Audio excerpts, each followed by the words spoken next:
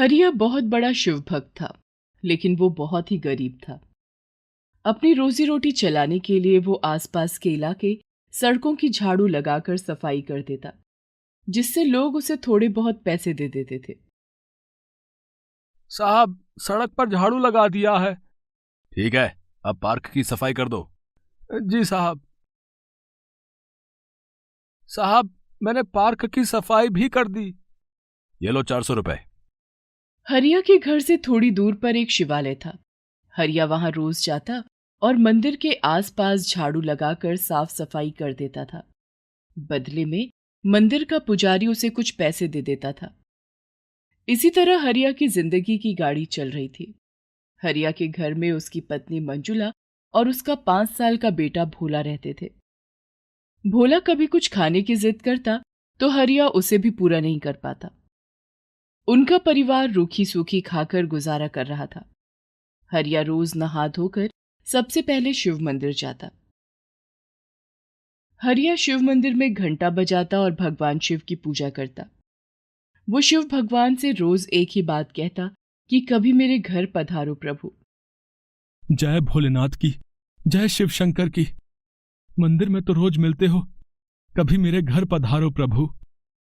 एक दिन मंदिर के पुजारी ने उसे प्रसाद में मिठाई दी। हरिया खुशी खुशी घर आया।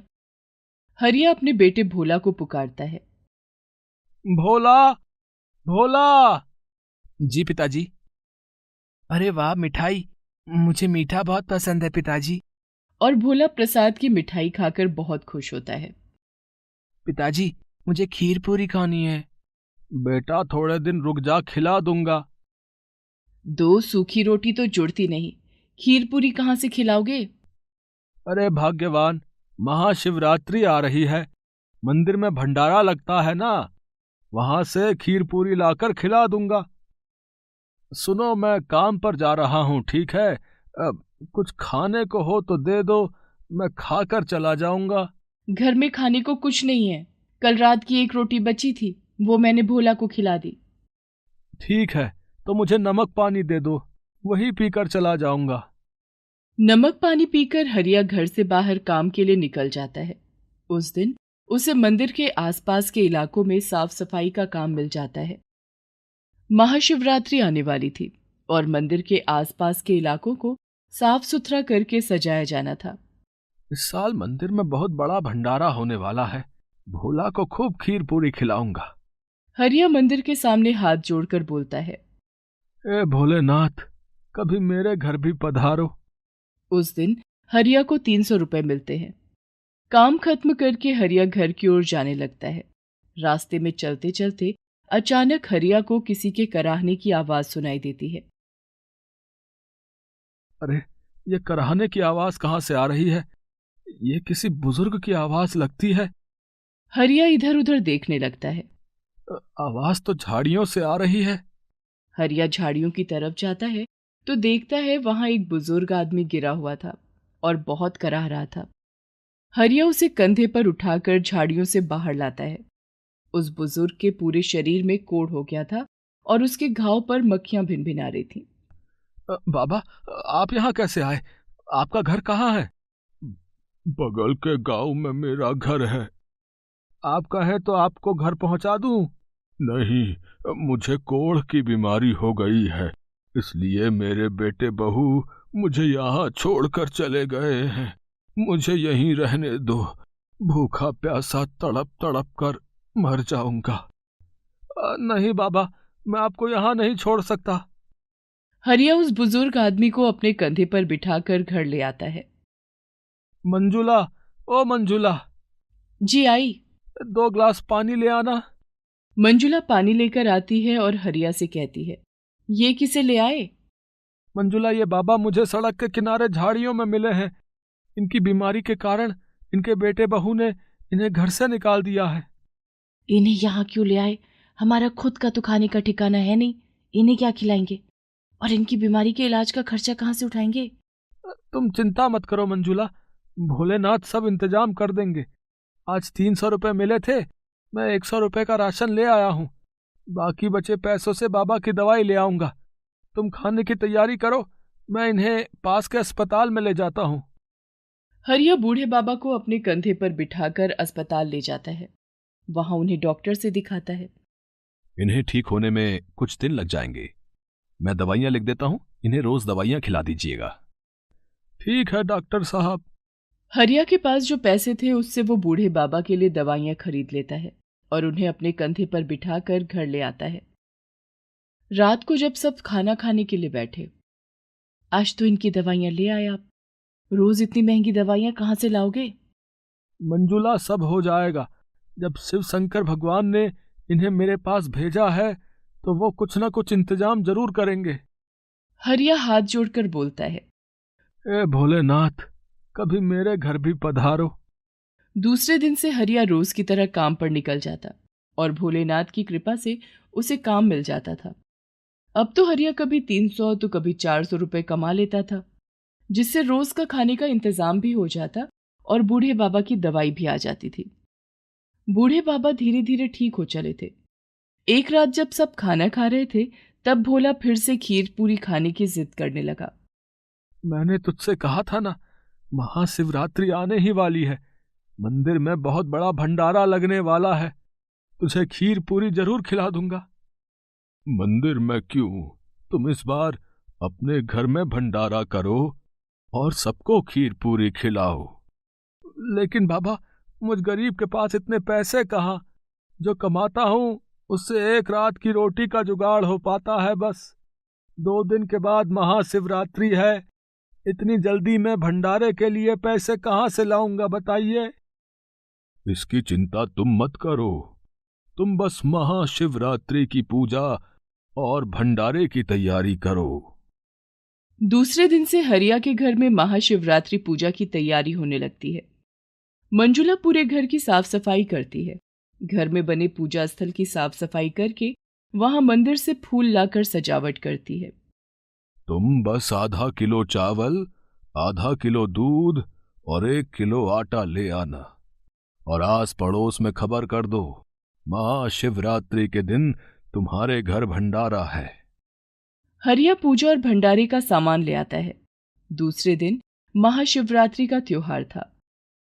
आधा किलो चावल और आधा किलो दूध से कितनी खीर बन पाएगी? आपने तो सभी पड़ोसियों को खबर कर दी है कि हमारे घर भंडारा है।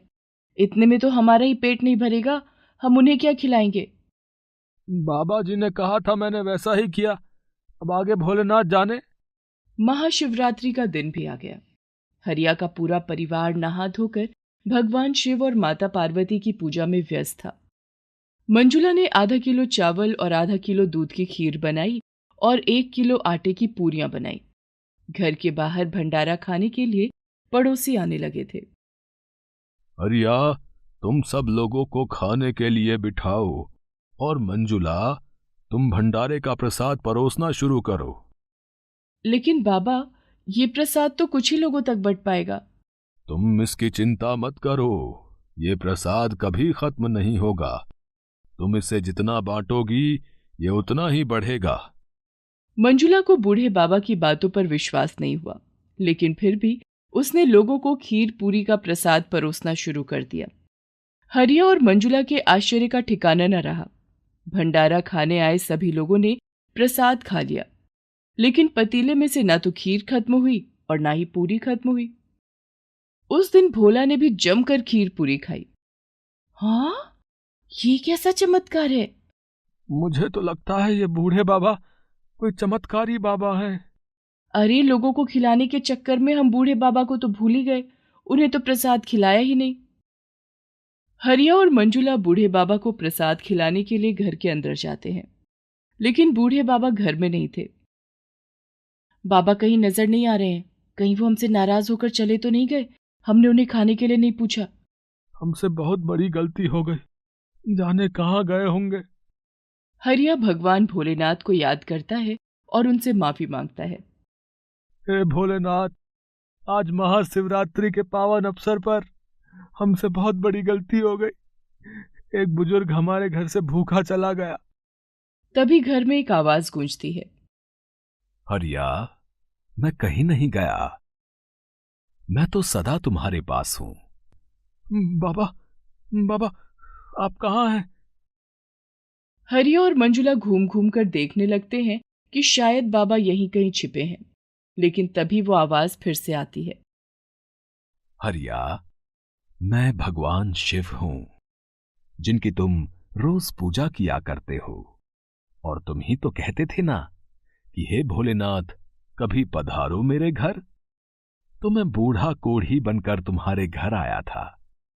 तुम और तुम्हारी पत्नी ने एक बूढ़े बीमार की बहुत सेवा की। मैं तुम्हारी भक्ति से बहुत प्रसन्न हूं। मैं तुम्हें आशीर्वाद देता हूं कि तुम्हारे सारे दुख दूर हो जाएंगे, तुम्हारे दिन बदल जाएंगे और तुम बहुत धनवान हो जाओगे। लेकिन कभी भी गरीब और जरूरतमंदों की मदद करना मत छोड़ना। अपने मन में हमेशा दूसरों के लिए दया भाव रखना। हरिया और मंजुला सिर झुकाकर बाबा भोलेनाथ को प्रणाम करते हैं और उनकी आंखों से भक्ति के आंसू छलक आए थे। बाहर प्रसाद खा रहे सभी लोग खाने की बहुत तारीफ कर रहे थे। भाई वाह, ऐसी खीर पहले कभी नहीं खाई।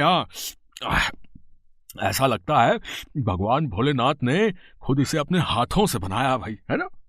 वाह भाई वाह। भोलेनाथ की असीम कृपा से हरिया और मंजुला का भंडारा सफल हो गया और दोनों की गरीबी के दिन दूर हो गए। दोनों के घर में अब किसी चीज की कोई कमी नहीं थी। दोनों भोलेनाथ की भक्ति करते और सुखी जीवन जीने लगे। एक शहर में एक गरीब मजदूर बुढ़ा और बुढ़िया रहा करते थे। उनके पास एक छोटी सी कुटिया थी। उसी में रहकर वो अपना गुजारा करते थे। छोटी मोटी मजदूरी मिल जाती तो उसी से रूखा सूखा खाकर सो जाते। बुढ़े का नाम हरिया और बुढ़िया का नाम वेदो था। एक समय ऐसा आया जब उनके पास कोई काम धंधा नहीं बचा। उन्होंने सोचा, इतने दिन हो गए, कोई मजदूरी नहीं मिली। अब क्या करें, कहां जाएं? कैसे घर का गुजारा हो? कहां से हम रोटी खाएंगे? अजी चिंता मत करो, सामने ही शिव मंदिर है, हम वहीं चलते हैं। भोले का प्रसाद मिलेगा, हम उसी को खा के सो जाएंगे। यही सोचकर वो शिव मंदिर की ओर चल दिए। वहां पहुंचकर देखा तो शिव मंदिर में बहुत भीड़ थी। अरे, लगता है आज भोलेनाथ का वार सोमवार है, तभी यहाँ इतनी भीड़ है। हाँ, बहुत भीड़ है। लगता है आज यहाँ हमारा नंबर नहीं आएगा, कुछ नहीं मिलेगा यहाँ।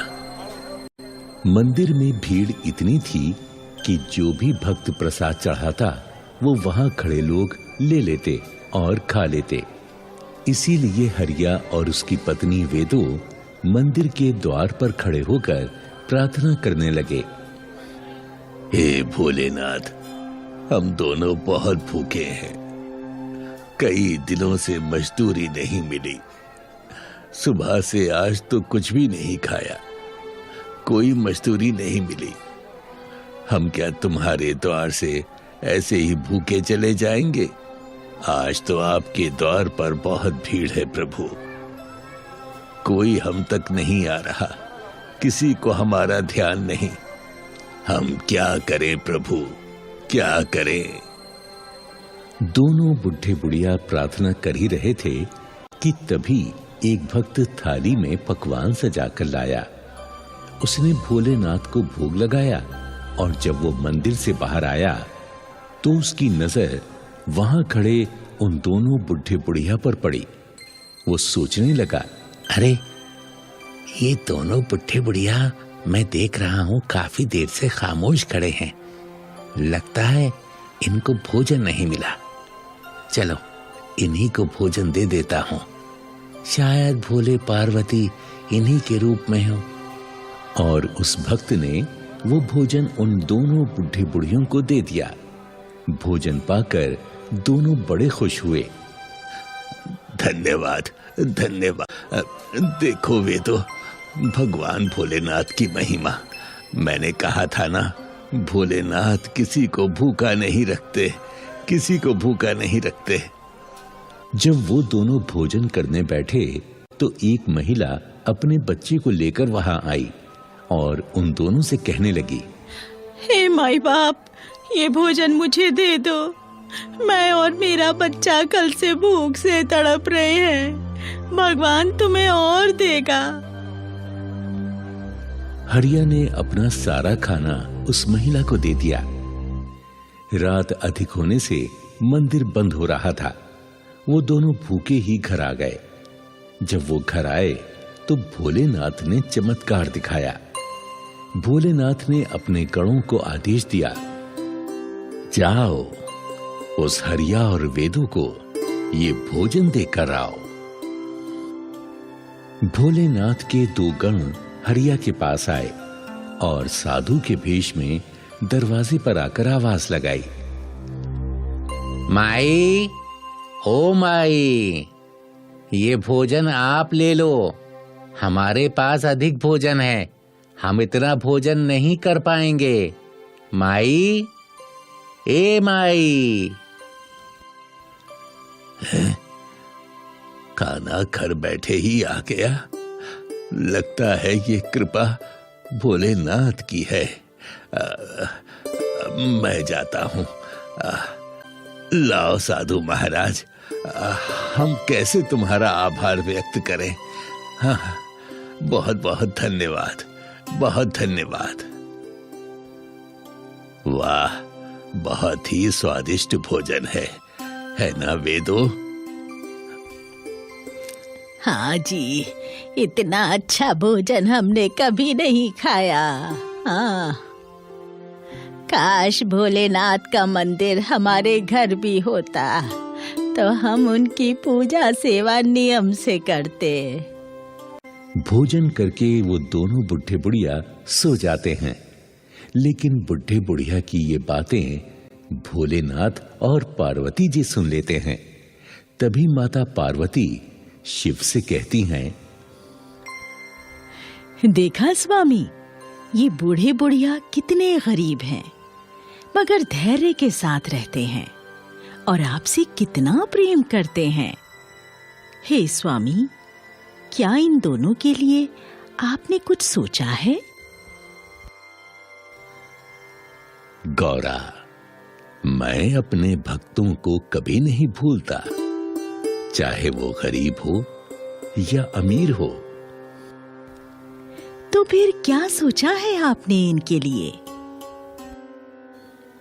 मैंने ये निर्णय लिया है कि मैं स्वयं इनके आंगन में निवास करूंगा। हाँ, जाओ गणों, मेरा स्वरूप शिवलिंग लेकर जाओ और उन गरीब हरिया और वेदों को देकर आओ। जो आज्ञा स्वामी। दोनों गण साधु के भेष में शिवलिंग लेकर उन दोनों बुढ़े बुढ़िया के द्वार पर आते हैं और उनसे कहते हैं, हे भक्तगण, ये शिवलिंग आप अपने पास रख लीजिए। हम 2 लोग चारों धाम की यात्रा पर जा रहे हैं। हम लौटकर इसे ले लेंगे और यदि नहीं आ पाए तो आप इन्हें यहीं पर स्थापित करें। भोलेनाथ आप दोनों पर कृपा बनाए रखेंगे। इतना कहकर वो दोनों साधु अदृश्य हो जाते हैं। शिवलिंग को पाकर दोनों बुढ़े बुढ़िया बहुत खुश होते हैं और सोचते हैं, वेदो, हम प्रभु के शिवलिंग को यहीं स्थापित करते हैं। जब तक वो साधु नहीं आते, हम नित्य नियम से शिवलिंग की पूजा करेंगे। हाँ जी, चलो इसे एक चबूतरे पर स्थापित करें। इस प्रकार बुढ़े बुढ़िया ने अपने हाथों से एक चबूतरा बनाया और उस पर शिवलिंग को स्थापित कर दिया। नित्य नियम से वो दोनों भोलेनाथ पर जल, बेल और फूल चढ़ाकर उनको नमन करते रहे। एक समय घने बादल आकाश पर छाने लगे। ऐसा लगता था कि भारी बारिश और आंधी तूफान आने वाला है। तब वेदों ने हरिया से कहा, सुनते हो जी, लगता है बारिश आने वाली है और हमारे भोलेनाथ पर कोई छाया नहीं है। कहीं मेरे भोले पानी में ना भीग जाएं। हाँ, तुम ठीक कहती हो। हम क्या करें? हाँ, ऐसा करते हैं, हम अपनी कुटिया पर जो छप्पड़ है ना, उसे भोलेनाथ के ऊपर डाल देते हैं। इससे हमारे भोलेनाथ बारिश और आंधी से बचे रहेंगे। मगर हम तो पानी में भीग जाएंगे। अरे भीग जाएं तो भीग जाएं, कोई बात नहीं। बस हमारे भोलेनाथ नहीं भीगने चाहिए। तुम देखना, हमारी रक्षा तो स्वयं भोलेनाथ करेंगे। ठीक है, अभी तो रात हो रही है। कल हम इस छप्पर को निकाल कर भोलेनाथ पर छाया कर देंगे। जब रात अधिक हुई तो वो दोनों सो गए। तभी भोलेनाथ माता पार्वती से कहते हैं, देखा तुमने गौरा, हमारे भक्त खुद कष्ट उठा सकते हैं पर अपने भगवान पर छाया करने को तैयार हो जाते हैं। आप ठीक कह रहे हैं, परंतु भोलेनाथ, आप तो जगत के भंडारी हैं, क्यों ना इनकी मदद की जाए? हाँ, हम ऐसा ही करेंगे। भोलेनाथ ने विश्वकर्मा जी को बुलाया और उनसे बोले, हे विश्वकर्मा जी, मेरे भक्त कच्चे झोपड़े में पड़े हैं। आप तुरंत उनके लिए एक भवन का निर्माण करें, जैसी प्रभु की इच्छा। शिव के आदेशानुसार विश्वकर्मा हरिया की कुटी पर पहुंचे, जहां हरिया और उसकी पत्नी दोनों गहरी नींद में सो रहे थे। विश्वकर्मा जी ने जहां जहां दृष्टि डाली, वहां वहां पक्का और सुंदर भवन का निर्माण हो गया। जहां शिवलिंग स्थापित था, वहां एक बहुत सुंदर मंदिर का भी निर्माण हो गया। चारों ओर हरे भरे उद्यान लग गए और पीने के शुद्ध जल का भी प्रबंध कर दिया गया। जब सुबह हरिया और उसकी पत्नी नींद से जागे तो अपने आप को एक आलीशान सुंदर भवन में पाया तो हैरत में पड़ गए। अरे वेदो, ये हम क्या देख रहे हैं? इतना सुंदर भवन, वो भी एक रात में। ये चमत्कार कैसे हो गया? मुझे तो लगता है ये सब भोलेनाथ का चमत्कार है। सारे गांव को जब पता चला तो वो भी इस अद्भुत भवन को देखने उमड़ पड़े। हरि और वेदो खुशी से झूमने लगे। सभी ने शिव मंदिर के दर्शन किए। अब वहां नित्य ही भीड़ उमड़ने लगी और उस मंदिर का नाम चमत्कारी शिव मंदिर कहलाने लगा।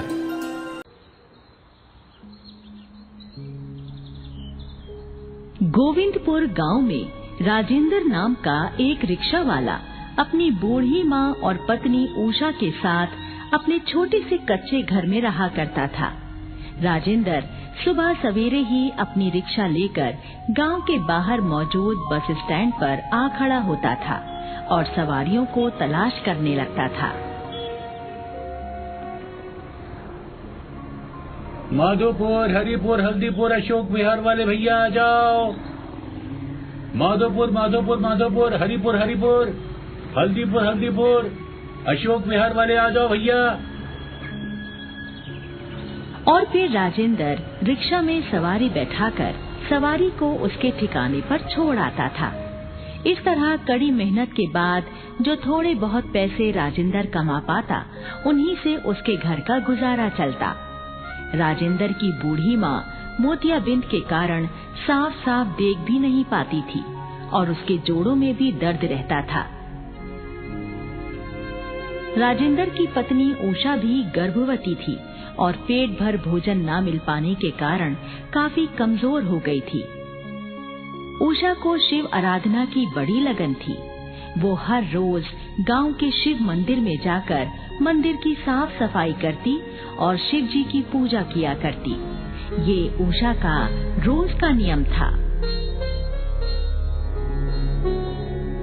हे महादेव, हे भोलेनाथ, आप तो जगत के पालनहार हैं। मुझ दुखियारी की गरीबी भी दूर कर दो भगवान।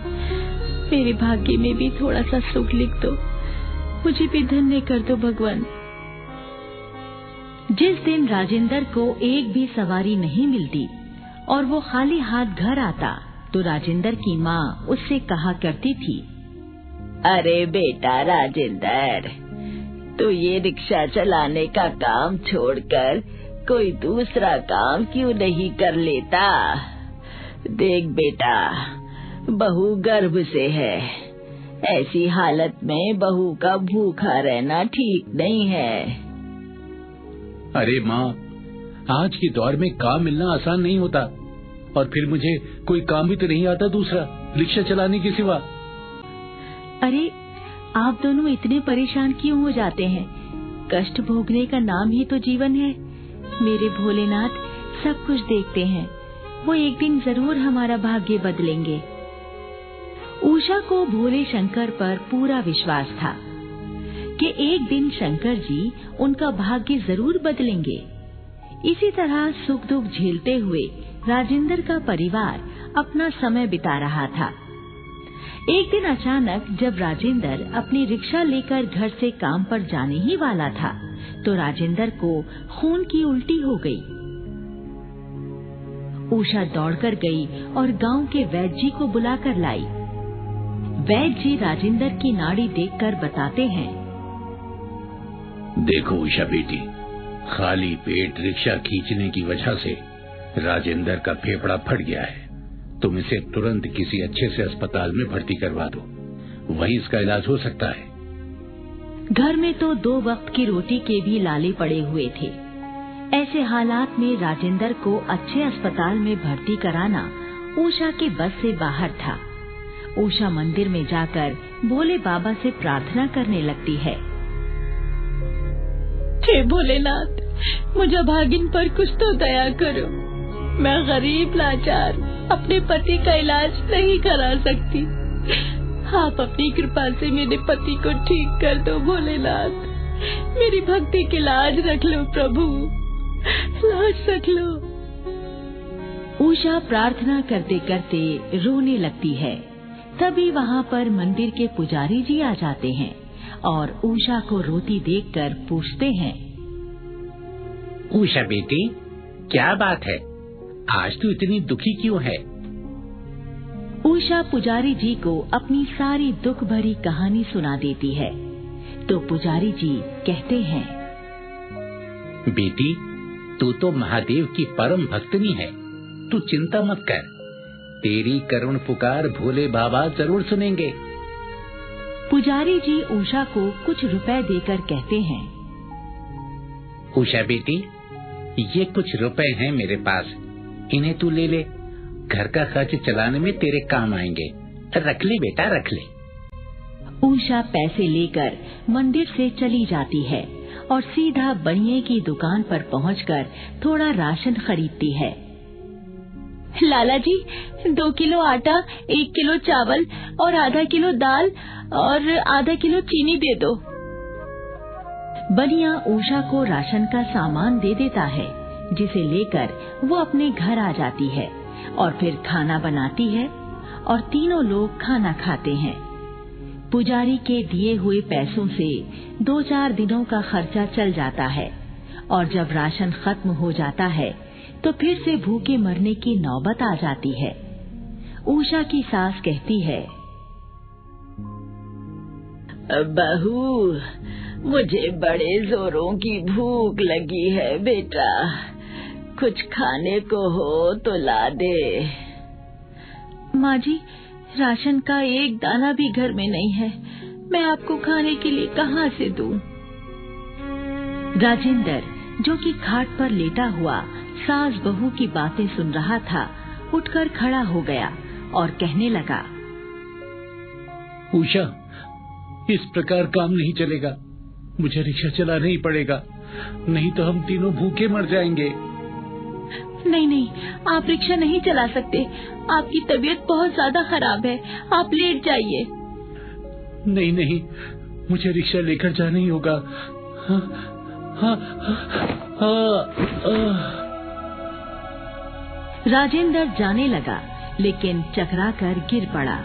उषा राजेंद्र को सहारा देकर खाट पर लेटा देती है। देखा, मैं कह रही थी ना, आपकी तबीयत बहुत खराब है, आप रिक्शा नहीं चला पाएंगे। अरे तुम दोनों चिंता मत करो, मैं जाकर किसी के घर में झाड़ू पोंछे का काम ढूंढती हूँ। ज्यादा नहीं तो गुजारे लायक पैसे तो मैं कमा ही लाऊंगी। हाँ माँ जी, एक तो आप बूढ़ी हो चुकी हैं, ऊपर से मोतियाबिंद के कारण आपको नजर भी नहीं आता, आप कैसे कोई काम कर पाएंगी? आए तो फिर तू ही बता बहू, हम लोग कैसे जिएंगे? मेरे भगवान भोले शंकर जैसा चाहेंगे हम वैसे ही जिएंगे। फिलहाल खाने का इंतजाम करने के लिए मैं कुछ करती हूँ। उषा घर से बाहर चली जाती है और राजेंद्र की खड़ी हुई रिक्शा के पास आकर कुछ सोचने लगती है। क्यों ना इस रिक्शा को मैं चलाऊं? 2-4 सवारियां ढोकर कुछ रुपए तो मैं कमा ही लूंगी। उषा रिक्शा लेकर बस स्टैंड पर आ जाती है और सवारियों के आने की प्रतीक्षा करने लगती है। तभी स्टैंड पर एक बस आकर रुकती है और उषा सवारियों को पुकारने लगती है। आ जाओ, माधोपुर, हल्दीपुर, अशोक विहार वाले आ जाओ। सवारियां आती हैं, लेकिन उषा को गर्भवती देखकर उसकी रिक्शा में कोई नहीं बैठता। आए बहन, तुम तो गर्भवती हो, तुम्हें इस हालत में घर पर आराम करना चाहिए। माफ करना, हम तुम्हारे रिक्शे में नहीं जा पाएंगे। उषा बड़ी लाचारी से मन ही मन भगवान से कहती है,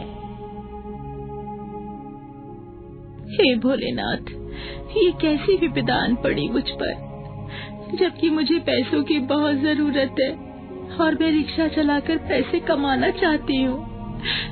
फिर भी कोई सवारी मेरी रिक्शा में बैठने को तैयार नहीं है। अब मैं क्या करूं भगवान? उषा खड़ी हुई अपने दुर्भाग्य का रोना रो रही थी कि तभी वहाँ पर शंकर भगवान के जैसा दिखने वाला एक आदमी आता है और रिक्शा में बैठ जाता है। उषा उससे कहती है, भाई जी, लगता है आप किसी नाटक कंपनी के कलाकार हैं, तभी तो शंकर जी का रूप बनाकर घूम रहे हैं। वैसे आपको जाना कहाँ है? हाँ बहन, मुझे तुम कलाकार ही समझो। मुझे शिव मंदिर ले चलो। उषा रिक्शा लेकर चल पड़ती है। एक तो भूखी, ऊपर से गर्भवती होने के कारण वो ज्यादा दूर तक रिक्शा नहीं चला पाती और बेहोश हो जाती है। रिक्शे में बैठे शंकर जी उषा को सहारा देकर रिक्शा में बैठाते हैं और खुद रिक्शा चलाकर उषा को उसके घर ले आते हैं। भगवान शंकर की कृपा से राजेंद्र भी बिल्कुल ठीक हो जाता है। राजेंद्र की माँ की आंखों की रोशनी भी आ जाती है और उषा भी होश में आ जाती है। उषा भगवान जी से कहती है, हाँ, आपके आने से मेरे घर में चमत्कार हो गया। मेरे पति ठीक हो गए, मेरी सासू माँ की आंखें ठीक हो गई। आप कोई कलाकार नहीं है, मैं आपको पहचान गई हूँ प्रभु, आप स्वयं भोलेनाथ हैं। हाँ पुत्री, तुमने मुझे सही पहचाना। मैं कैलाश का जोगी ही हूँ। मैं तुम्हारी भक्ति से प्रसन्न हूँ। मुझ में तुम्हारे अटूट विश्वास के कारण ही मैंने तुम्हें दर्शन दिए हैं। तुम बहुत ही परोपकारी और धार्मिक हो। बोलो, तुम्हें मुझसे क्या वरदान चाहिए? प्रभु, आप स्वयं मेरी झोपड़ी में पधारे। मुझे आपके दिव्य दर्शन हो गए। मैं तो सौभाग्यशाली हो गई प्रभु। मुझे और किसी चीज की इच्छा नहीं है। हे पुत्री, तुम्हारे मन में कोई लालसा नहीं है, ये जानकर मुझे अति प्रसन्नता हुई। मेरी कृपा सदैव तुम पर और तुम्हारे परिवार पर बनी रहेगी। तुम्हारा घर सदा धन धान्य से भरा रहेगा और मृत्यु के पश्चात तुम्हारी आत्मा को मोक्ष भी प्राप्त होगा। तथास्तु। आशीर्वाद देकर शंकर भगवान अंतर्ध्यान हो जाते हैं। उसके बाद राजेंद्र आश्चर्यजनक तरीके से रातों रात अमीर हो जाता है और अपने परिवार के संग सुखी जीवन बिताने लगता है।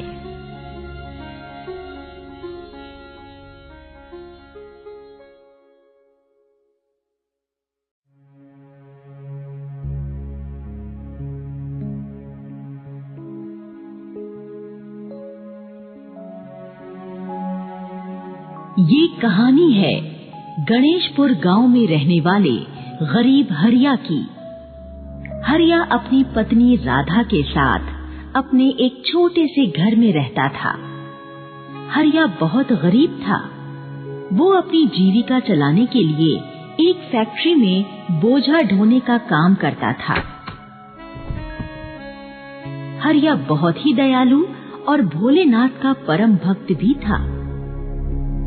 सुबह शाम हरिया भगवान भोलेनाथ की पूजा अर्चना करता और मजदूरी करके जो 150 रुपए मजदूरी के मिलते, उन्हीं में संतुष्ट होकर अपनी गृहस्थी चलाता। राधा एक तो अपनी गरीबी से बहुत तंग थी और दूसरे मां ना बन पाने के कारण वो बहुत दुखी रहती थी। अक्सर राधा हरिया से कहा करती थी, सुनो जी, तुम तो भगवान शंकर के परम भक्त हो, फिर भी शंकर जी हमारी गरीबी दूर नहीं करते। हमें एक संतान तक तो भगवान ने दी नहीं।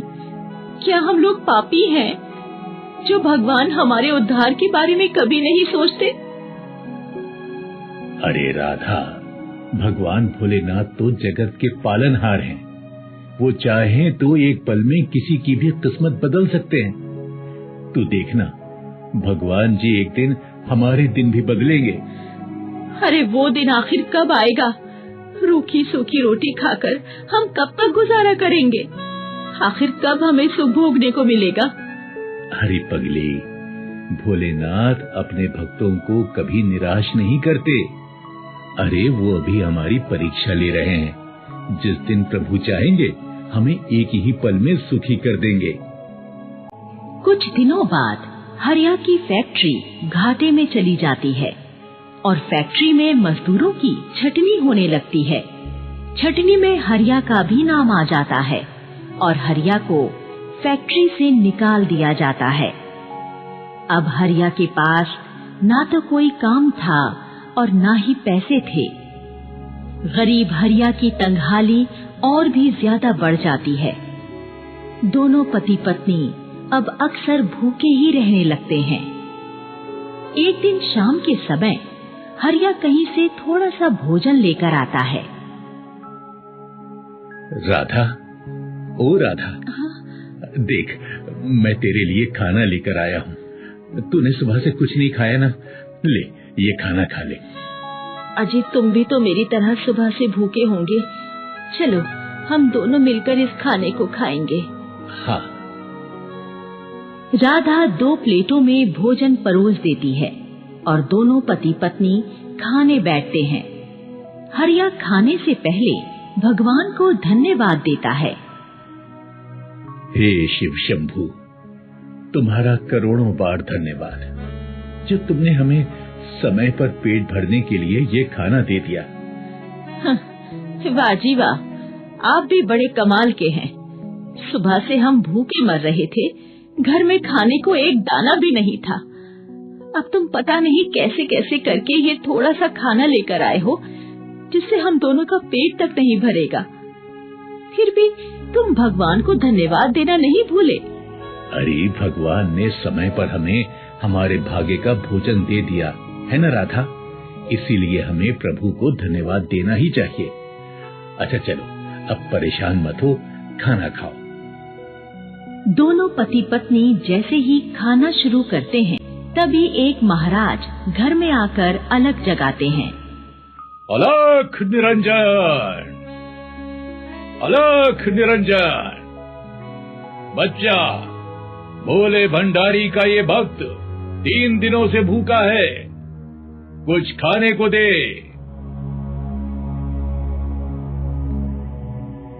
लो, यहाँ तो हमारे लिए ही पर्याप्त खाना नहीं है, अब इस महाराज को कहाँ से दें?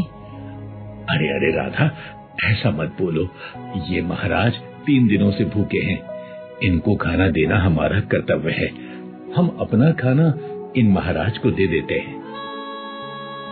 और इस तरह हरिया सारा खाना महाराज को दे देता है। भोलेनाथ तुम्हारी हर इच्छा पूरी करेंगे, तुम्हारा घर सुख साधनों से भर जाएगा। ये आशीर्वाद देकर महाराज चले जाते हैं और दोनों पति पत्नी पानी पीकर ही सो जाते हैं। इसी तरह कई दिन गुजर जाते हैं।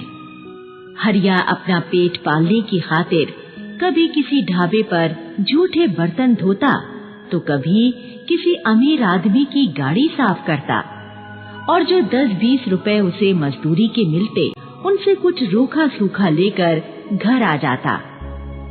लंबे समय से भूखे रहने के कारण अब राधा काफी बीमार हो गई थी। राधा हर समय चारपाई पर लेटी हुई खांसती रहती थी। एक दिन हरिया डॉक्टर को घर लाता है। डॉक्टर राधा का चेकअप करके बताता है, हरिया, तुम्हारी पत्नी के लीवर में कैंसर हो चुका है। इनके लीवर का तुरंत ऑपरेशन कराना होगा, नहीं तो ये जिंदा नहीं बचेंगी। ऑपरेशन? कितना खर्चा आएगा डॉक्टर साहब? देखो, कम से कम 50,000 रुपए का खर्चा आएगा। बाप रे बाप, 50,000? मैं तो 50 रुपए खर्च करने की हालत में नहीं हूं डॉक्टर साहब। 50,000 कहां से लाऊंगा मैं? देखो, ये सोचना तुम्हारा काम है। और फिर डॉक्टर वापस लौट जाता है। इसी तरह कई दिन गुजर जाते हैं। हरिया रोज गांव के बड़े मंदिर जाता और महादेव जी की मूर्ति के सामने हाथ जोड़कर राधा के लिए महादेव जी से रो रो कर प्रार्थना करता। हे भोले शंकर, मेरी पत्नी पर दया कर दो। मैं तो तुम्हारा परम पुजारी हूँ, मेरे लिए इतने कठोर मत बनो भगवान। मेरी पत्नी बिना इलाज के मर जाएगी। भगवान, मुझे राधा का इलाज कराने की क्षमता प्रदान कर दो।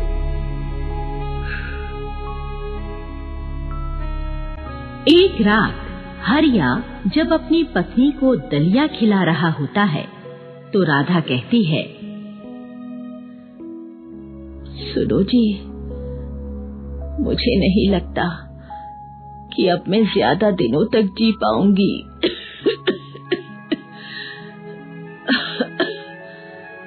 भगवान भी शायद हमारी कोई मदद नहीं करना चाहते, नहीं तो इतनी भक्ति और प्रार्थना करने पर वो हमारा उद्धार जरूर कर देते। नहीं नहीं राधा, ऐसा नहीं बोलते। भगवान की कृपा से कभी मायूस नहीं होते। मैं तुझे कुछ नहीं होने दूंगा। मैंने सुना है इंसान की किडनी बहुत महंगे दामों में बिकती है। मैं अपनी एक किडनी बेचकर तेरा इलाज कराऊंगा और कल सुबह ही मैं इस काम को करूंगा। हाँ।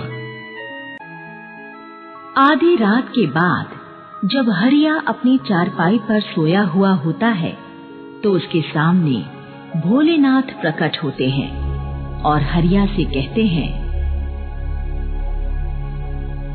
हरिया, मैं तेरी भक्ति और तुझसे और तेरी आस्था से प्रसन्न हुआ।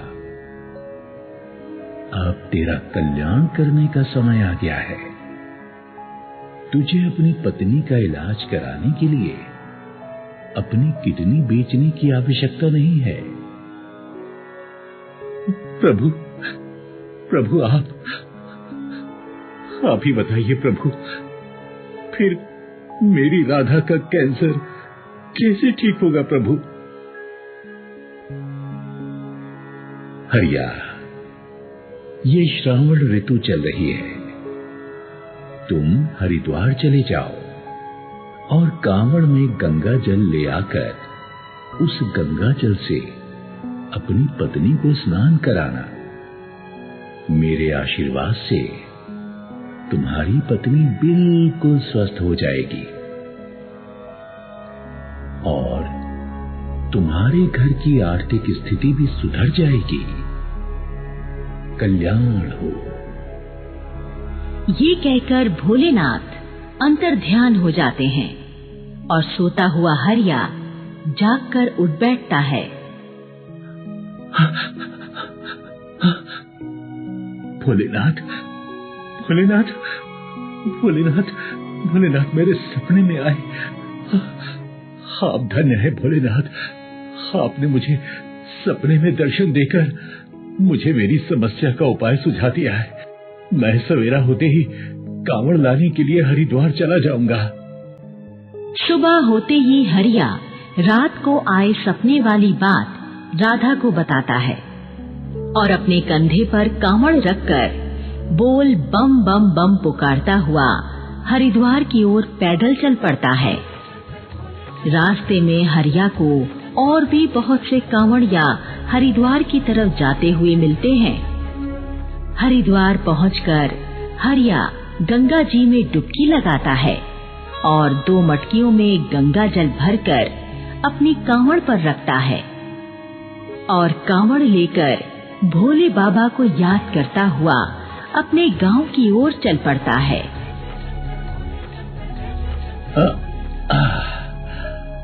जय हो बाबा भोलेनाथ, जय जय भोले भंडारी।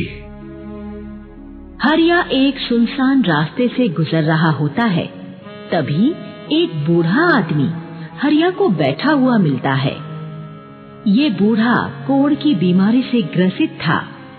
बूढ़ा हरिया से कहता है,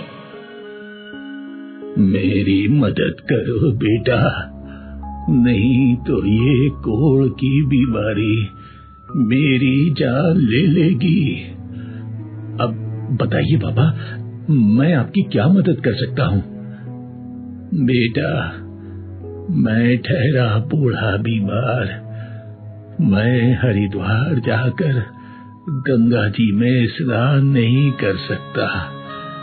यदि तुम अपने लाए हुए गंगा जल से मुझे स्नान करा दो तो मेरी कोढ़ की बीमारी ठीक हो जाएगी। बूढ़े की बात सुनकर हरिया सोच में पड़ जाता है। हाँ, ये क्या कह रहे हैं बूढ़े बाबा? अगर इस गंगा जल से मैंने इस बाबा को स्नान करा दिया तो फिर राधा को कैसे स्नान कराऊंगा? वो तो फिर ठीक ही नहीं हो पाएगी। क्या सोच रहे हो बेटा? मुझ पे एहसान करो, मुझे स्नान करा दो, भोलेनाथ तुम्हारा भला करेंगे। ओह, लगता है भोलेनाथ की यही मर्जी है कि मैं इस गंगा जल से इस बाबा को स्नान कराऊं। मेरी राधा की रक्षा तो खुद भोलेनाथ कर ही लेंगे। और फिर हरिया अपने गंगा जल से बूढ़े को स्नान करा देता है। बूढ़े का कोढ़ एकदम ठीक हो जाता है। बूढ़ा खुश होकर एक थैला हरिया को देकर कहता है, बेटा, ये थैला लो और इसे अपने घर ले जाकर ही खोलना। भोले बाबा तुम्हारा भला करेंगे। हरिया थैला और खाली कांवड़ लिए अपने घर आ जाता है और ये देखकर चकित रह जाता है कि राधा अब बीमार नहीं है, वो बिल्कुल ठीक हो चुकी है। अरे राधा, ये चमत्कार कैसे हो गया? तुम तो एकदम ठीक हो गई हो। सुनो जी, आपके हरिद्वार चले जाने के बाद वही महाराज हमारे घर आए थे जिन्हें आपने अपना खाना दिया था। उन्होंने मुझे एक जड़ी बूटी खिलाई और मैं ठीक हो गई। अच्छा। फिर हरिया राधा को रास्ते में अपने साथ घटी घटना के बारे में बताता है और बाबा का दिया हुआ थैला खोल कर देखता है। थैले के अंदर से 5 हीरे निकलते हैं, जिन्हें देखकर दोनों पति पत्नी हैरान रह जाते हैं। दोनों समझ जाते हैं कि ये सब महादेव जी की ही रचाई हुई लीला थी। मैं समझ गया राधा, मैं समझ गया। तुझे जड़ी बूटी खिलाने वाले महाराज और वो कोल वाले बाबा कोई और नहीं, स्वयं महादेव थे। भोलेनाथ ने हमारे सारे दुख हर लिए हैं। जय हो भोलेनाथ, जय हो भोलेनाथ, जय हो भोलेनाथ, जय हो भोलेनाथ। हरिया अपने हीरे बेचकर करोड़पति बन जाता है और बड़े से मकान में शान से रहने लगता है। भोलेनाथ की कृपा से कुछ महीनों बाद ही राधा भी एक बेटी को जन्म देती है और हरिया का जीवन सुखी हो जाता है। चंदनपुर गांव में 2 दोस्त शिवा और भोला रहा करते थे। दोनों ही बचपन के दोस्त थे और अपने हर सुख दुख में साथ रहते, और गांव के लोग भी शिवा और भोला को उनकी दोस्ती के साथ साथ उनकी शिव भक्ति के कारण जानते थे। एक रोज मंदिर के बाहर बैठा शिवा अपने दोस्त भोला से कहता है, भाई, इस बार भी शिवरात्रि पर हम दोनों भाई व्रत रखेंगे और एक साथ व्रत तोड़ेंगे भी।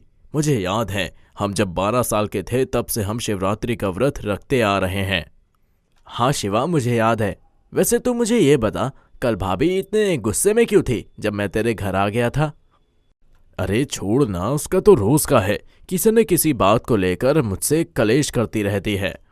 शिवा, ये तेरी ही प्रॉब्लम नहीं बल्कि मेरी भी प्रॉब्लम है। मेरी माला भी पूरे दिन किचकिच किचकिच करती रहती है। कभी कभी तो मन करता है कि मैं बस घर छोड़ के चला जाऊं। अरे नहीं नहीं, तू भी कैसी बात करता है? तू एक दिन के लिए भी कहीं चला जाता है तो मेरा मन नहीं लगता। शिवा देखना, माँ बहुत बीमार है और मुझे कुछ समझ में नहीं आ रहा है, क्या करूं? पैसों की भी बड़ी दिक्कत है। यार, पैसों से याद आया, जमींदार जी मेरी पुश्तैनी जमीन वापस कर रहे हैं और अब से मैं उसमें ही साग सब्जी उपाज करके अपना घर परिवार चलाऊंगा और तुझे पैसे के लिए सोचना भी नहीं पड़ेगा।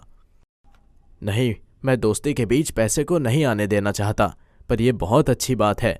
उससे ही तुझे इतना पैसा आ जाएगा कि तू घर बैठ के खा सकता है। सब भोलेनाथ की कृपा है। उन्होंने हमेशा से ही हमें हर मुसीबत से निकाला है और हमारी हर मुसीबत में मदद की है। ऐसे ही समय बीत रहा होता है जहां भोला मेहनत मजदूरी करके जो भी कमा कर लाता वो उसके घर और उसकी माँ की दवाई में खर्च हो जाया करता। तो वहीं दूसरी ओर शिवा खेती करके अच्छा खासा कमा लेता था और खा लेता था। एक रोज भोला की पत्नी माला अपनी बूढ़ी खाट पर पड़ी खांसती हुई सास को देखकर कहती है, अजी सुनिए, मुझसे अब इनकी और सेवा नहीं हो सकती। इनसे तो अब उठा भी नहीं जाता है। अरे मैं तो कहती हूँ अपनी जमा पूंजी गहना जो भी था वो सब अब तक आपने इन पर लगा दिया है, लेकिन फिर भी ये एक ना एक दिन भगवान को प्यारी हो ही जाएंगी। इन्हें आप किसी वृद्ध आश्रम में क्यों नहीं पटकाते हैं? ये तुम क्या कह रही हो? मेरी माँ और वृद्धाश्रम में रहेगी? तुम्हारे दिमाग तो ठीक है ना? आज तो तुमने अपने मुंह से ये बोल दिया है, लेकिन दोबारा मत बोलना। हाँ हाँ, तुम्ही तो मेरी बातें मिर्ची ही लगेंगी ना। एक तो आपका वो अमीर ज्यादा दोस्त जो पहले तो आपकी ही तरह फटीचर था, लेकिन जब से उसके बाप दादा वाली जमीन उसे मिली है, उसमें और उसकी जनानी में तो अलग ही घमंड आ गया है। आज तुम्हें क्या हो गया है माला? तुम ये सब सोचकर भी बोल रही हो? अरे सच बोल रही हूँ, और क्या। तुम्हारी माँ इतने दिनों से बीमार है बिस्तर पर। तुमने इन्हें ठीक करने के लिए क्या नहीं किया। मेरे गहने जेवर तक गिरवी रख दिए, लेकिन तुम्हारे दोस्त ने एक बार भी ये नहीं कहा कि तुम इतने परेशान हो तो मैं तुम्हारी मदद कर देता हूँ। किस काम का हुआ भला ऐसा दोस्त? उसने मुझसे पूछा है, कई बार पूछा है, लेकिन मैं नहीं चाहता कि मेरी दोस्ती के बीच में पैसे आए। आहा, बड़े आए दोस्ती निभाने वाले। जब दोस्त मुसीबत की घड़ी में साथ ही ना दे तो काहे का दोस्त हुआ। भोला की पत्नी जो कुछ भी कह रही थी वो भोला चुपचाप सुन रहा था। वो अपने दोस्त को कुछ भी नहीं कह सकता था। अब देर शाम जब भोला अपने दोस्त शिवा से मिलने जाता है तो शिवा की पत्नी चमेली घर में होती है। अरे रे, कृष्णा के घर सुदामा आए हैं, लेकिन ये तो सुदामा से भी ज्यादा फटीचर गरीब है। अजी कहाँ हैं आप? देखिए आपका भिखारी दोस्त आया है। होगा कोई काम आपसे, तभी तो आया है मिलने। ये तुम क्या कह रही हो? कहाँ है भोला? भोले, ओ भोले, लगता है इसके कटु वचन सुन लिए उसने। हाँ, जाइए मना लीजिए, वरना उसके बिना आप रह ही कहाँ पाएंगे। बीवी चाहे मर जाए, लेकिन दोस्त को कुछ नहीं होना चाहिए। हैसियत भी तो देखकर दोस्ती करनी चाहिए ना आपको। शिवा और भोला दोनों की पत्नियां दोनों को उनकी दोस्ती को लेकर ताने कसा करती थी, लेकिन दोनों नहीं चाहते थे कि उनकी दोस्ती के बीच में दरार आए। लेकिन दोनों की बीवियां दोनों पर इतनी हावी हो चुकी थी कि दोनों दोस्त धीरे धीरे एक दूसरे से बातचीत ही बंद कर देते हैं। जहां एक तरफ भोला अपनी माँ की बीमारी से परेशान रहा करता, वहीं दूसरी तरफ शिवा इस बात से खुश था कि उसकी खेती में उसे अच्छा खासा मुनाफा हुआ था। एक रोज भोला काम से घर आता है तो उसकी पत्नी माला भोला के आते ही उसे सुनाने लगती है। अरे तुम्हें तो शर्म ही नहीं आती है। अरे थोड़ी तो शर्म कर लो, ये सारी शर्म बेच खाई है। अभी अभी जमींदार जी कर्ज के लिए मुझे इतना कुछ सुना कर गए हैं और मैं खड़ी खड़ी सुनती रही। मुझे भी अभी ही मिले थे। मैंने कह दिया जैसे होंगे मैं आपके पैसे वैसे दे दूंगा, तो उन्होंने बस यही कहा कि जितनी जल्दी हो सके उतनी जल्दी कर देना। अब कहाँ है तुम्हारा वो शहजादा दोस्त जो अपनी अमीरी पर गांव में लड्डू बांट रहा है, लेकिन तुम्हें देखने तक नहीं आया। अरे इस बार तुम्हारे अमीरजादे दोस्त की खेती में उसे अच्छा खासा मुनाफा हुआ है। हाँ, मैंने भी गांव वाले सुखिया चाचा से सुना है कि शिवा के इस बार खेती में खूब मुनाफा हुआ है। बस भगवान मेरे दोस्त को खुश रखे। बेशक वो बदल गया है। अरे बदल नहीं गया है। अब कभी तुम उसके दरवाजे पर गए ना तो तुम्हें वो पहचानने से भी इनकार कर देगा। अब बस भी करो, मैं अभी अभी काम से आया हूँ। पहले ही इतनी टेंशन है और अब आप और टेंशन ना दो मुझको। हाँ, नहीं दे रही। सच कड़वा ही होता है ना। भोला को इस बात का बुरा लगता है कि उसके दोस्त ने सबको मिठाई खिलाई, लेकिन उसे मिठाई देने तक नहीं आया। इधर शिवा की पत्नी चमेली अपने पति को मिठाई खिलाते हुए कहती है, अजी मैंने आपसे कहा था ना उस भोला का साथ छोड़ दीजिए। देखा उसका साथ छोड़ते ही कितना फायदा हुआ आपको। अरे वो तो था ही आपकी किस्मत में पनौती। हाँ, शायद वो मेरे पैसों को देखकर जलने लगा था, लेकिन कोई बात नहीं, वो जहां भी जाए वहां खुश रहे। मैं बस इतना ही चाहता हूँ। वैसे ना परसों शिवरात्रि है तो मंदिर में गरीबों को दान में कपड़े देने की मन्नत मांगी थी मैंने, और उस दिन आपका व्रत भी तो है, तो ये काम उसी दिन कर लेंगे। उस दिन तो भोला भी शिवरात्रि का व्रत रखा होगा। हे भोलेनाथ, मेरे भोले भाले दोस्त में छल कपट कब से आ गया, और उसने तो मुझे भुला भी दिया है। आप किस सोच में पड़ गए हैं जी आप? गांव वालों के लिए मैंने कंबल और खाने की चीजें अपने भाई को कहकर मंगवा ली है। आपको चिंता करने की कोई जरूरत नहीं है। हाँ, ठीक किया तुमने। अब देर रात बिस्तर पर लेटा हुआ भोला भी शिवा के बारे में ही सोच रहा था, और इसी के साथ अब अगली सुबह भोला जल्दी उठकर नहाकर मंदिर के लिए निकल पड़ता है। और शिवलिंग पर जब भोला जल चढ़ाकर हाथ जोड़कर अपनी आंखें खोलता है तो उसके सामने शिवा खड़ा होता है और उसकी पत्नी चमेली भी थी। ये देखकर भोला जैसे ही कुछ बोल पाता, माला अपने पति का हाथ पकड़कर उसे मंदिर से बाहर ले आती है। अरे ऐसा क्यों किया तुमने? वहां मेरा दोस्त मुझसे कुछ कहना चाह रहा था। अजी, कुछ नहीं कहना चाह रहा था आपका दोस्त। अगर कुछ कहना ही होता तो क्या उसे वो आपके घर आकर नहीं कह सकता था? हाँ, ये बात तो तुम सही कह रही हो। चलो चलते हैं, आज वैसे भी इतना अच्छा दिन है शिवरात्रि का, और भोलेनाथ भी मुझे रास्ता दिखा रहे हैं। ये कहकर भोला और माला जैसे ही जाने लगते हैं, वो देखते हैं कि एक लंबी लाइन लगी हुई थी जिसमें गरीब लोग कपड़े और खाने पीने का सामान लेकर जा रहे थे। ये देखकर माला और भोला भी उस लाइन में लग जाते हैं, और जब दोनों का नंबर आता है तो दान करने वाला कोई और नहीं बल्कि शिवा होता है। देख क्या रहा है, ला दे। मैं भी इनकी तरह गरीब ही हूँ, तेरी तरह अमीर नहीं हो गया हूँ, और अपने मित्र को भूलने की गलती भी नहीं की है। मैं कब से तेरे को भूल पाया हूँ, तेरे लिए तो मैं राजा से रंग तक बनने को तैयार हूँ। ये बोलकर दोनों एक दूसरे के गले लग जाते हैं। ये देखकर दोनों की पत्नियां भड़क जाती हैं और दोनों का हाथ पकड़कर कहती है, अरे आप क्या कर रहे हैं? इन गरीबों के गले क्यों लग रहे हैं? बहुत सुन लिया तुम्हारी, और बहुत समझ लिया अपने मन की। अब कोई भी ताकत मुझे मेरे जिगरी दोस्त से अलग नहीं कर सकती है। आप ये सही नहीं कर रहे। इसका साथ आपके लिए सही नहीं है। पनौती है ये, पनौती। हाँ, तो मेरे पति को भी कौन सा शौक है तुम्हारे पति के साथ में घूमने का? अरे ये कौन से मरे जा रहे हैं इनके बिना। एकदम चुप। अब तक मैं बोल नहीं रहा था, लेकिन अब तुम कान खोलकर सुन लो। मेरी और भोला की दोस्ती को कोई तोड़ नहीं सकता। और माला, तूने मुझे और मेरे दोस्त को जितना दूर करना था कर लिया। अब मुझे और मेरे शिवा को खुद भोले ने मिलाया है। हाँ, ये भोले का ही इशारा है कि हम एक दूसरे के लिए ही बने हैं। हाँ शिवा, आज हम दोनों ने ही शिवरात्रि का व्रत रखा है, और आज हम दोनों भोलेनाथ के मंदिर से कसम खाते हैं कि हमारी दोस्ती को कोई तोड़ नहीं सकता। हाँ, हमारी दोस्ती के बीच कोई नहीं आ सकता, हमारी पत्नियां भी नहीं। इस तरह शिवा और भोला की शिवरात्रि वाले दिन फिर से दोस्ती का एक नया अध्याय शुरू हो जाता है, जो उनकी पत्नियों की वजह से खत्म होने के कगार पर आ चुका था। लेकिन देर से ही सही, दो शिव भक्तों को खुद शिव जी ने मिला ही दिया। हालांकि इसके बाद दोनों अपनी पत्नियों की कभी नहीं सुनते और उन्हें अपनी तरह से काबू में रखते हैं।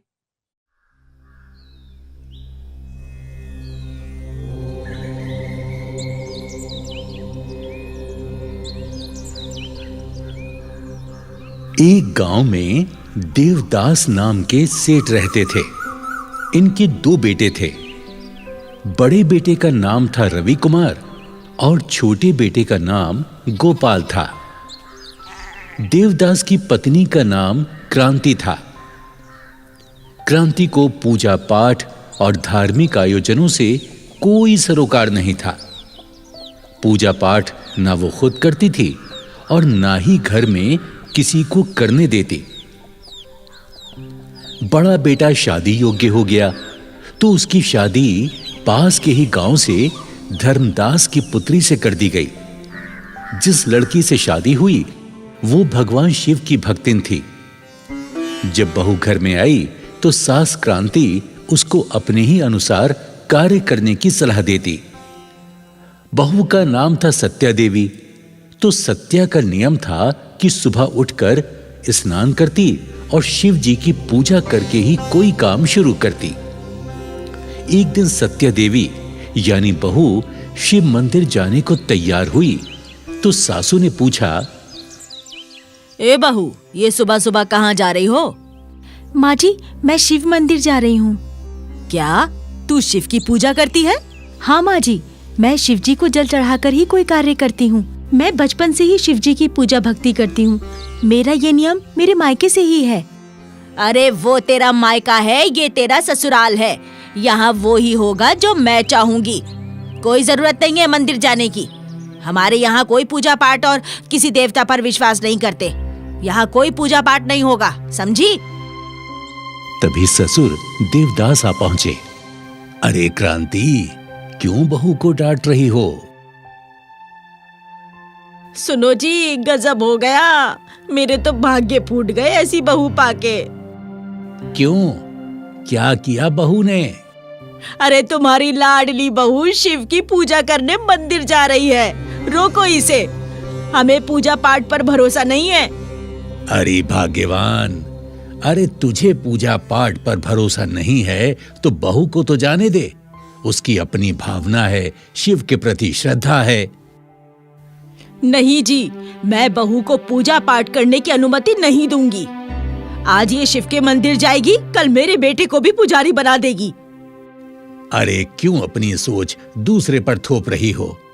जाओ बहू जाओ, तुम शिव मंदिर जाओ। ससुर के कहने पर सत्या देवी शिव मंदिर चली जाती है। शिव को जल फूल चढ़ाकर, हाथ जोड़कर शिव को अपनी व्यथा सुनाती है। हे शिव शंभु भोलेनाथ, मेरी सास को सद्बुद्धि दो। वो मुझे आपकी पूजा करने से रोकती है। आप तो अच्छी तरह जानते हो, मैं आपकी पूजा किए बिना कोई कार्य नहीं करती हूँ। हे शंभु, मेरी रक्षा करो। जय हो शिव शंकर भोलेनाथ, जय हो शिव शंकर भोलेनाथ। जब बहू मंदिर से घर लौट कर आई तो देखती है कि उसकी सास छाती पीट पीट कर रुदन कर रही थी। हाय हाय, इस बहू ने मेरे घर का सत्यानाश कर दिया। मेरा बेटा भी मेरी बात नहीं मानता। अरे वो तो बहू के कहने पर ही चलता है। हाय हाय, अब मैं क्या करूं? माँ जी, मैं शिव जी की पूजा अर्चना ही तो करती हूँ, इसमें बुरा ही क्या है? शिव शंकर भोलेनाथ एक ऐसे देव हैं जो बड़े ही दयालु हैं। अपने भक्तों के घर में सदा आनंद ही आनंद करते हैं। चल चुप रह, मुझे ज्ञान मत दे। वो जोगी औघड़ मेरे घर में क्या आनंद करेगा, जो खुद शमशानी है, तन पे भभूति लगाए रहता है। माँ जी, अगर आप शिव की आराधना नहीं करना चाहती हैं तो मत करें, पर मेरे प्रभु शिव का अपमान न करें। उनका अपमान ना करें माँ जी। अरे यो कुलच्छनी, ये ड्रामा करने की जरूरत नहीं है। अगर मेरी बात ना मानी तूने तो तुझे तेरे घर पहुंचा दूंगी। दूसरे दिन बहू सत्या देवी रोज की तरह सुबह स्नान करके शिव मंदिर जाने की तैयारी करने लगी। तभी उसकी सास चिल्लाने लगी, अरे ओ, कहाँ चली? आज तू मंदिर नहीं जाएगी। सबसे पहले नाश्ता तैयार कर। मेरा बेटा काम करने क्या भूखा जाएगा? सुनो जी, मेरा नियम मत तोड़ो, मुझे मंदिर जाने दो। मेरे शिव भोले मेरी बाट निहार रहे होंगे। अच्छा, तेरा भोला तेरी बाट देख रहा होगा और तेरा पति परमेश्वर भूखा जाएगा। अरे भाग्यवान, मैंने कितनी बार कह दिया, बहू को पूजा पाठ के लिए मत रोको, उसे जाने दो। जा बहू तू पूजा करने, देर मत कर। बहू मंदिर चली जाती है। उधर सास अपने बेटे को भड़काने लगती है। देख बेटा, ये बहू ऐसे नहीं मानेगी। इसे इसके पीहर छोड़ा। माँ, अभी एक बार इसे और मौका दो। अगर अब की बार हमारी बात नहीं मानेगी तो फिर मैं वैसे ही करूंगा जैसा तुम कहोगी। बहू मंदिर से वापस आकर अपने घर का काम निपटाने लगी। वो सोच रही थी, कल शिवरात्रि है, मुझे व्रत की तैयारी करनी है। हे शंभू, मुझे शक्ति देना, मैं हर साल की तरह इस साल भी आपका व्रत पूरा कर सकूं। अगले दिन सत्यवती ने महाशिवरात्रि का व्रत रखा और पूजा की थाली में बेल, धतूरा, दूध, फल और जल का लोटा भरकर थाली में सजाए जब वो शिव जी को पूजने मंदिर जाने लगी, तभी उसकी सास ने उससे पूछा, कहाँ जा रही है ये थाली सजाकर? माँ जी, आज महाशिवरात्रि है, मैं भोलेनाथ को बेल, फूल, धतूरा, दूध, जल चढ़ाने जा रही हूँ। सास क्रोधित होकर बोली, खबरदार, जो उस औघड़ योगी को पूजा तूने, या तो इस घर में तू ही रहेगी या मैं। चल थाली अंदर रख और खबरदार जो घर से बाहर पैर निकाला तो। सासू माँ, आज महाशिवरात्रि का पावन पर्व है। आज के दिन भोलेनाथ अपने भक्तों की मनोकामना पूर्ण करते हैं। मैं भी भोलेनाथ से अपने पति देव के लिए नौकरी और संतान का वर मांगूंगी। शिवजी अवश्य ही आज के दिन मनोकामना पूर्ण करेंगे। आज मुझे मंदिर जाने से ना रोकिए माँ जी। मैंने बड़ी श्रद्धा से भोलेनाथ का व्रत रखा है। अगर मैं शिवजी की पूजा नहीं कर पाई तो मैं अपने को कभी क्षमा नहीं कर पाऊंगी। सासू माँ, मैं आपके आगे हाथ जोड़ती हूँ, मुझे जाने दो। बहू की विनती का सास पर कोई असर नहीं हुआ और वो अपनी जिद पर अड़ गई। तू शिव मंदिर नहीं जाएगी, ये मेरी जिद है। चल अंदर चल। मैंने कहा ना, तू नहीं जाएगी तो नहीं जाएगी। चल चल अंदर चल। तेरी हिम्मत कैसे हुई बाहर निकलने की? आज तू नहीं जाएगी। चल रह यहाँ पर। माँ जी मुझे जाने दीजिए। माँ जी ऐसा मत करिए। माँ जी मुझे आज के लिए जाने दीजिए मुझे माँ जी। और बहू गिड़गिड़ाती रही। सास ने बहू को कमरे के अंदर धकेलकर बाहर से दरवाजे की कुंडी लगा दी। जैसे ही सास आंगन की ओर झुंझलाकर निकली, आंगन में पानी फैला हुआ था। सास का पांव फिसल गया और वो जोर से पछाड़ खाकर गिर पड़ी। एक जोर सी चीख के साथ सासू की सांसें थम गईं। घर के सारे लोग दौड़कर आ गए। रोना धोना शुरू हो गया। तभी बेटा रवि वहां आया और मौका देख अपनी पत्नी को दोष देने लगा। अरे मां, अरे देख तेरी बदौलत मेरी मां मर गई। अरे तू हत्यारिन है तू। अब बोल तू अपने भोलेनाथ से, अगर वो भगवान है तो मेरी मां को जीवित कर दे। ओ मां, मेरी अच्छी मां। अरे बहू को बाहर निकालो, किसने इसे कमरे में बंद किया? जैसे ही बहू बाहर आई तो अपनी सास को देखकर हक्का बक्का रह गई। वो दौड़ी और शिव मंदिर पहुंची और भोलेनाथ से प्रार्थना करने लगी। हे भोलेनाथ शिव शंभू, आपने ये क्या किया? आज के दिन आप सबको खुशहाली देते हो और मेरी पूजा का फल मेरे घर में शोक से भर दिया। हे महाकाल, काल को वश में करने वाले, मेरा ये दोष दूर करो। मेरी सासू को जीवन दान दे दो, वरना दुनिया का आप पर से विश्वास हट जाएगा।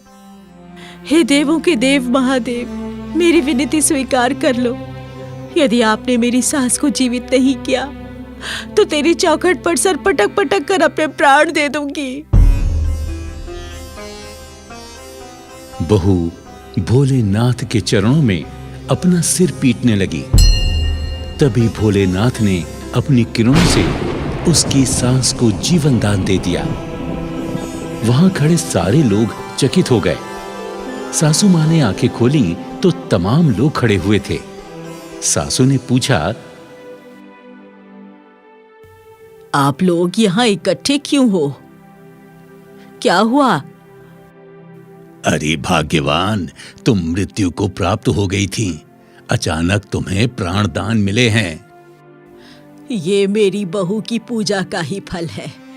कहाँ है मेरी बहू सत्या? बहू, अरे कहाँ है मेरी बहू? तुम्हारा ये हाल देखकर लगता है वो शिव मंदिर गई हुई है। अरे उसी की आराधना का ये फल है। अरे देर क्यों कर रहे हो? चलो चलो मंदिर चलकर भगवान शिव से क्षमा याचना करते हैं। चलो चलो। सभी लोग शिव मंदिर पहुंचे। वहां बहू को शिव के चरणों में बेहोश देखकर सासू मां ने उसे अपनी गोदी में उठा लिया। हे बहू, आंखें खोलो बहू। हे शिव शंभू भोलेनाथ, मेरी भूल को क्षमा करो। आज से मैं भी आपकी पूजा करूंगी। शिव की कृपा से बहू ने आंखें खोली तो स्वयं को अपनी सासू मां की गोदी में पाया। सास ने अपनी बहू से माफी मांगी। बहू, मुझे क्षमा कर दे। मैंने तेरी पूजा पे शंका की। तेरी पूजा और भोलेनाथ की कृपा से मैंने फिर से जीवन पाया है। मुझे क्षमा कर दे बहू। सत्या, मुझे क्षमा कर दो। मैंने भी तुम्हारा बहुत दिल दुखाया है, तुम्हारा अपमान किया है। मुझे क्षमा कर दो। क्षमा मांगनी है तो मेरे शिव शंभू भोलेनाथ से मांगो। प्रभु अपने भक्तों को कभी निराश नहीं करते। अब देख क्या रहे हो, बोलो जय जय शिव शंभू भोलेनाथ, हर हर महादेव। जय शिव शंभू, जय भोलेनाथ, हर हर महादेव, हर हर महादेव। सभी खुशी खुशी अपने घर लौट आते हैं।